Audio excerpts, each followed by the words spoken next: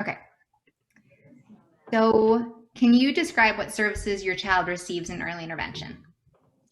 Yeah, so my son is currently receiving speech services through EI. And how did you make the decision to choose in-person visits instead of telehealth or phone consultations? So when my son's name is Joey. So when Joey first got evaluated, we had talked with our caseworker because it was during COVID. So one of the evaluators was in person and then the other one was over Zoom. And after the evaluation, we had his meeting and we talked with the caseworker and she told us about the telehealth and that in person might be available, but that there's some restrictions through early intervention where they can only have like 10 families on their caseload at a time due to COVID. And since my son is 2.5, we really wanted somebody to be in person because we really did not think that he'd be able to sit in front of a computer screen for an hour every single week and listen to the speech therapist or even listen to us trying to do the therapy with him over the computer. So that's why we really wanted somebody to come into the house to keep his attention. Nice. And what do you like about the in-person visits?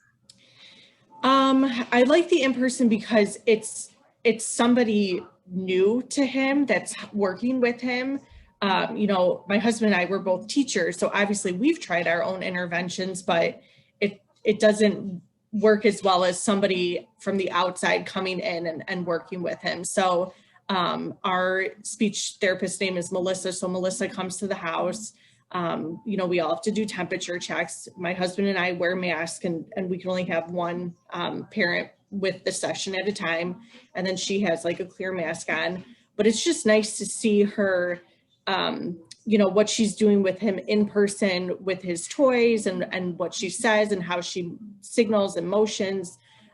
Whereas we've done a couple speech visits over Zoom, and it's not really the same experience as her there in the house, playing with his toys, showing him exactly what to do. Whereas over Zoom, she's trying to explain it to me. I'm trying to get him to come back by the camera when he's running around. So it just works a lot better to having, her in person with me or my husband there working with Joey as well. Nice. And so you've had some of the live video visits. Was there anything you liked about them? I liked that so the first visit was an hour and that we did over Zoom, and it was a nightmare. My son was running away. He didn't want to participate. It just turned into a struggle of getting him to come by the camera and work with us. So then the next two times I said, let's not do an hour, let's just do a half hour. And he was much more engaged for that 30-minute time. The one thing I did like over Zoom is she doesn't have a mask on. So he can actually see her face and really kind of see what her mouth is doing. Whereas sometimes with the mask, even the clear mask, it's a little challenging. That makes sense. So overall, why do you prefer the in-person visits over the live video visits? I just prefer the in-person. Being a teacher, I know how beneficial it is for the students to be in school and teaching over Zoom myself. I know how challenging it is to get my students engaged.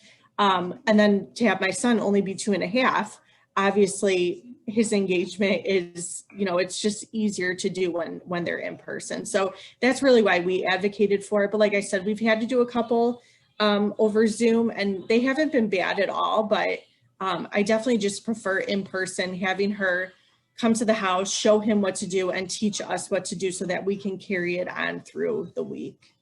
And you had to do his evaluation over Zoom. I didn't realize that. So we had, because he got evaluated with a developmental therapist and then the speech therapist, because speech was really the area we were concerned about. The speech therapist came in person, but the developmental therapist was over Zoom. And then we had his meeting right after, where he qualified for services with his caseworker. That was all over Zoom. How did that go? Did it go smoothly? It did. He, it was challenging in the sense of the speech path was with him.